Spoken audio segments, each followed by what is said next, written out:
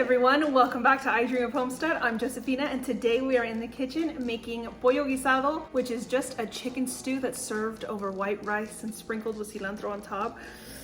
It's so good and it warms your belly and it's absolutely delicious. Let's get started.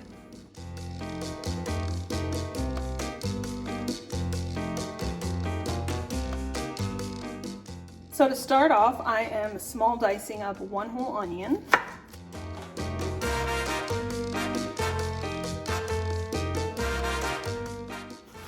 Along with 2 tomatoes.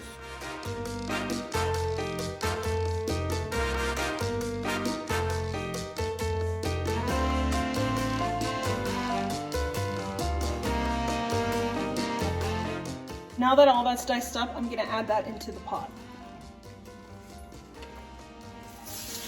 While all of that's cooking down in the pot, I'm gonna move on to small dicing a red bell pepper. You can use orange or yellow in this because they are sweeter than the green bell peppers.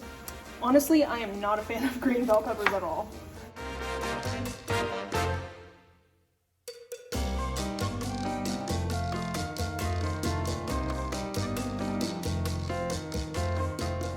Next, I'm gonna mince up the garlic.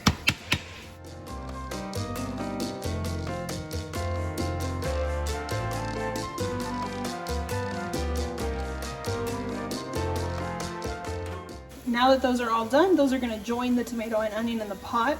And I've mentioned to you guys before that I like to small dice my vegetables because I have 2 little ones and they are more likely to eat all of the vegetables that I put into any dish as long as I cut them up small enough to where their palate can handle it, because sometimes when things are bigger, it gets far too overwhelming for their taste and they don't really like to eat it that way.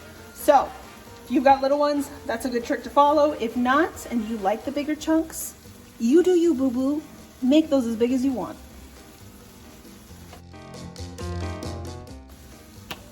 Next, I am going to chop up 4 carrots. Again, the size preference for this is up to you. You can peel your carrots if you want. Honestly, carrot peels don't bother me at all, so I just leave them on. So the way that I like to cut my carrots is to cut them in half lengthwise. And then with this smaller, skinnier end, I'll cut it halfway down. And then just cut those into little half moons. And then with the wider side, I'll cut those in half. And then slice through those.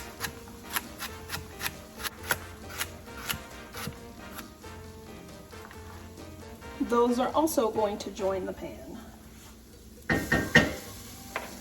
Listen guys, I am human, and so I have moments like this in my kitchen where I have had the heat too high and the bottom of the pan starts to burn just a smidge, and that's okay because it's just gonna add yummy dark bits of flavor. It's not gonna taste bad and it's just gonna give it freckles. My dish is gonna have freckles in it and that's okay. It's been about 5 minutes now since the carrots got put in. So all of the other vegetables are nice and mushy and the carrots have started cooking through. They're obviously not completely done yet. So now at this point, I am going to add in some diced chicken thighs that I have. All of these ingredients are going to be listed in the description box with all of their amounts, so you can check that out there. So I'm just going to go ahead and add that in and mix it well.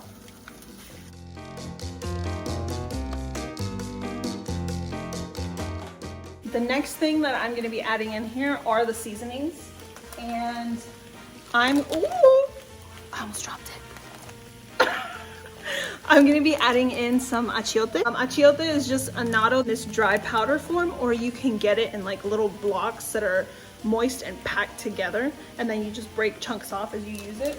If you can't, because there have been moments where I have not found it in the store, you can just use a little bit of turmeric because it'll change the color for you, and then just add all of your other spices into it. To that, I'm also going to be adding in some ground cumin. You don't want too much because then it's just going to overpower everything. You want just enough that it's going to give it this kind of like warm, smoky flavor. Salt.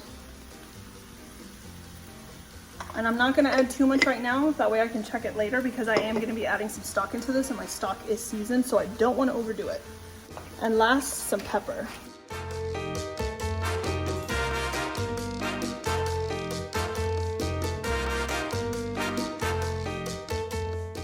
To that, I'm gonna add in some stock. If you don't have stock, water and chicken bouillon or whatever kind of base you wanna add to it will also work just fine.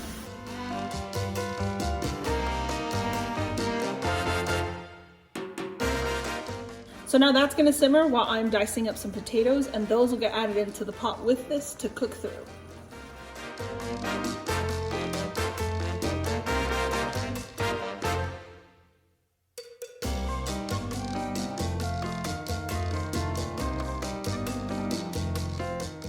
All the potatoes are in and mixed, so now I'm gonna cover it with the lid and I'm gonna let that cook until the potatoes are cooked through. I have this set on medium-low so that I don't accidentally burn anything while this is sitting there, and every few minutes I am gonna come in and check, and I'll let you guys know exactly how much time it's spent in here after I come back.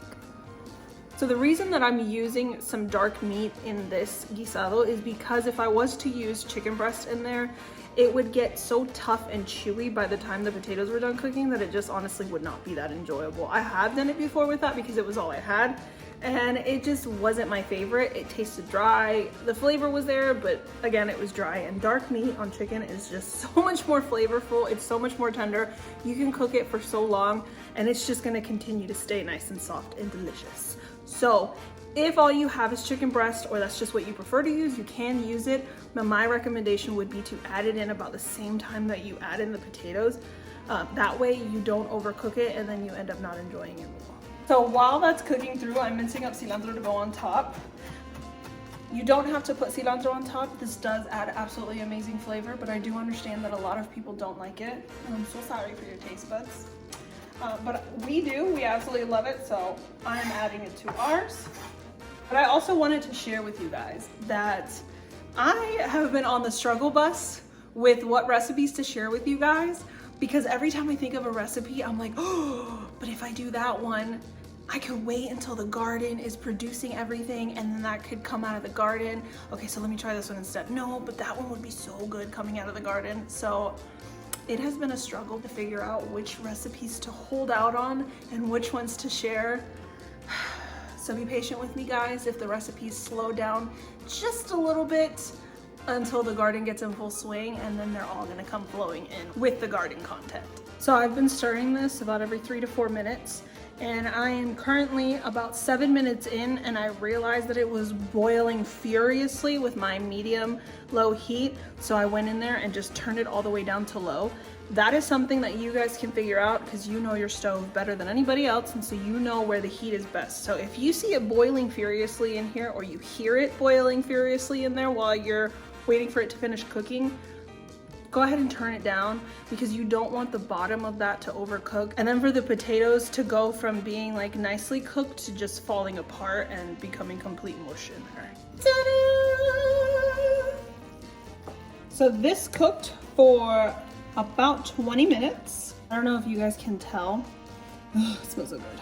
But the potatoes in here thicken up so that it's more of a stewy liquid and not just like a watery soup. You can have less of it in here if you want, so add less if you don't want it to be so liquidy and you want something a little bit more dry. If you do want it more liquidy and you want it to be more soupy stewy, definitely add more, all to your taste. This is always my favorite part of cooking. Okay, so I made some bomb white rice. If you guys want to know how I make my white rice, I can definitely do a really quick short video for you guys on that. Like I said, I added cilantro on top to everything. I do have a little bit of the liquid down there at the bottom. So good.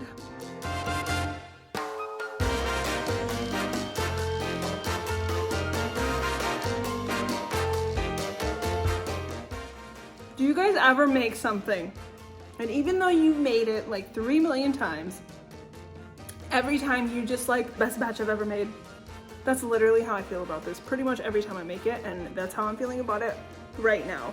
The cumin in here, if you don't like cumin, I am serious, it does not have a strong flavor in here. It's not something that you notice in there.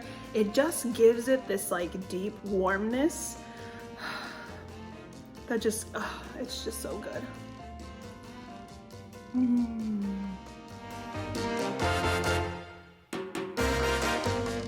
The carrots in here give it this touch of sweetness, and then the way that tomato got cooked down, that's why I like to add it first, because it cooks down a whole lot longer, and the longer you cook a tomato, the sweeter it's gonna taste.